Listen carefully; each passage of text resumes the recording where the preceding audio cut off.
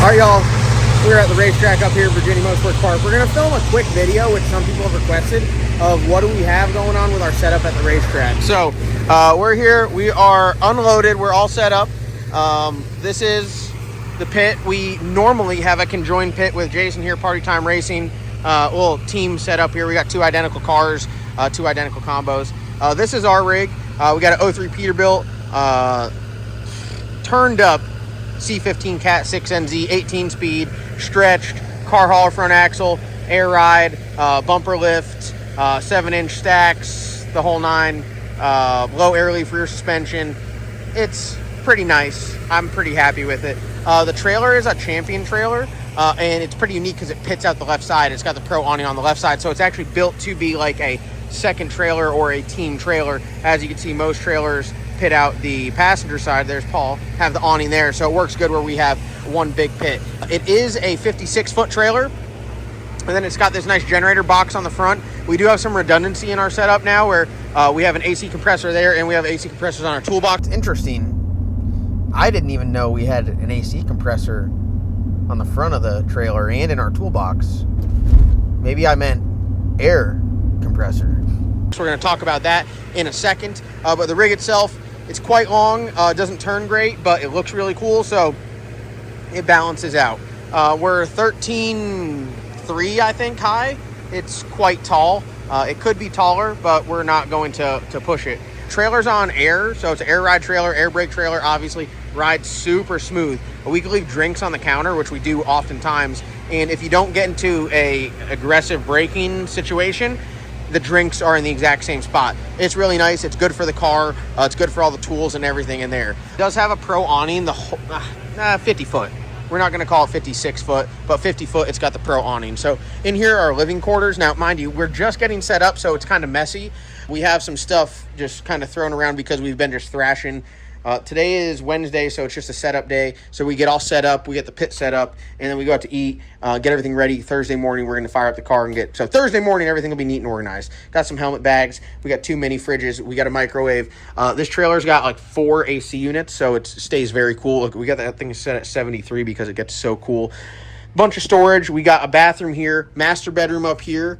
Let's see if I remember where the lights are in here. Master bedroom up here. There's our door. Pretty large bed. I think it's like a king. But this is a slide, and that left side's a slide. Up there is the storage for the car, and you have a bathroom up here as well. Got an old school TV. I'll be honest with you. We get hotels lately. Usually one person sleeps here at the track just to stay with the car in case there were any issues. But the trailer setup is absolutely awesome. We're truly blessed to have the opportunity to race out of a trailer, to own a trailer like this. And it's great. It provides lounge area, so in between rounds you can chill out. If someone comes up here, this is often nap time. We got a bunch of teepee boys, and they get teepee in between rounds, and they individually, I had to state this, individually come up here and take a nap. But it's super nice. We got our little, if you have a race program, I highly recommend getting these like foldable, portable trash cans. You don't have to carry a trash can around. It folds up, and then you throw a bag in there, and you're dialed. We got our waters. We got to fill the fridge up. Waters, Gatorades. We go through about 1 million of those. These are all full of snacks. And then I keep this here as a reminder.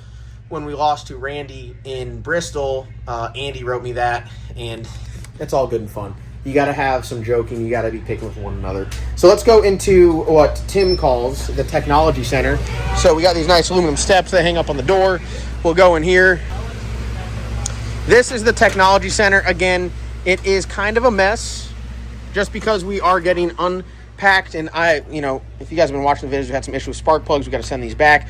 We got our radios, lots of spark plug, oil drain plug, computer, welder, more spark plugs to go back. And this is where we just store parts. We have, I don't really want to go in full detail what we have parts wise, but we got, pistons, we got rods, we got bearings, we got sleeves, we got springs, oil, we got transmission fluid, we got ProCharger gear oil. We go through these like crazy. We love those. We got Permatex, all our consumables that you can ever imagine. More oil, spare blower, push lock line, pretty much any maintenance item, and we're always adding to this. We're always adding more stuff because it's very important to have everything that you need in the trailer. So what we actually do is we don't work out of our normal shop, which I'm sure you guys have picked up in the videos. We're working on the Pro Mod. We're in a completely separate, detached building from our shop, and we work solely out of this trailer. And anything we use on the car goes into the trailer, and when we work on the car, we take the stuff out of the trailer, and it goes into the shop that we're working on. So you are 100% independent with this trailer. Car and trailer are one. Now, what we will do when we race other cars, leave all this stuff in there. The other cars are not as maintenance intensive. Obviously, the small tire car is the same combo, so a lot of the parts will correlate. But if we do run a small tire turbo car out of here, you know, less maintenance. We're not going to really be doing like the repairs that we would on cars like these at the racetrack. If it has an engine issue, we're probably going to put it back in the box.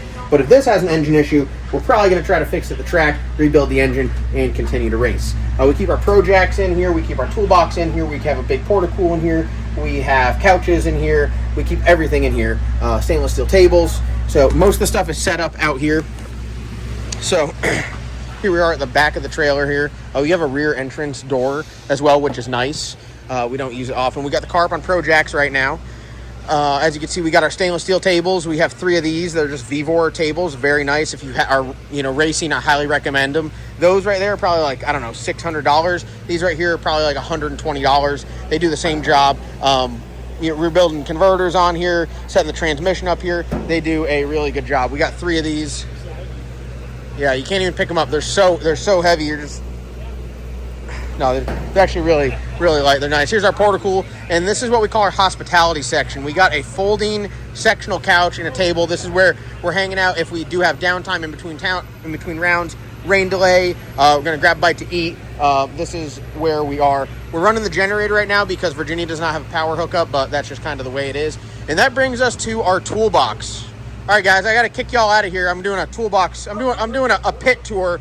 What do we have in our pit? So what do we have in our pit here? This is our toolbox. Like I said, it has some redundancy. It's got air compressors on here, an air compressor tank. So we do run our Pro Jacks off air, fill the tires with air, go over a lot of the stuff right there. So it is nice to have it in the toolbox. If we do have an issue with our air compressor, boom, we can hook up to the trailer and we're good to go. Having that redundancy is extremely nice. We have a bunch of stuff labeled. And I do feel like having a toolbox like this is necessary because we have been adding stuff to it to get all the tools that we need. And there's still tools that we do need. Sharpies, we go through a lot of them. Paint markers. We got some knives, the old timer, some earplugs, some batteries, some cables that we use. Very important. We got a label maker. As you can see, we've been trying to do some label making stuff. This is not diffuser tools and service wrenches. We have some wiring diag stuff in here, some starter bump buttons. Our Allen sockets, these right here, you guys will know, go like, they're like the 10 millimeter of Allen sockets. 3/16 Allens, got to keep those right. I have what, 1, 2, 3, 4, 5, 6 of them, plus the ones in the Allen socket sets. Some feeler gauges. This is our Precision Instruments tool.